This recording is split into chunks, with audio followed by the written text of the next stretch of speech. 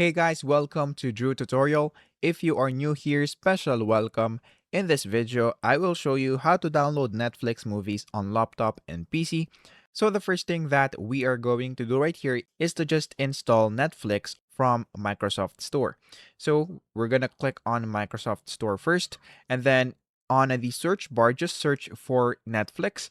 And then once you search for Netflix, all you have to do is to install it. And then once you install it, what we're going to do once it is done, just click on open. And then once you open right here, all you have to do is to just sign in into your account. So as you can see, I have already signed in into my account. So what we're going to do next is to just look for the video, movie, or series that you want to download. So let's say, for example, that we want to download Suits. So we're gonna search for Suits right here.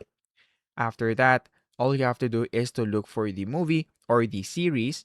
So this is the TV show. So we're going to click on the drop down button right here wherein you will see episodes and info. And then after that, just scroll down and then you should be able to see these episodes right here. So if you still have that feature, because some of the accounts doesn't have that feature anymore, you will be able to see the download button right here in this part. So if you see that, all you have to do is to install it.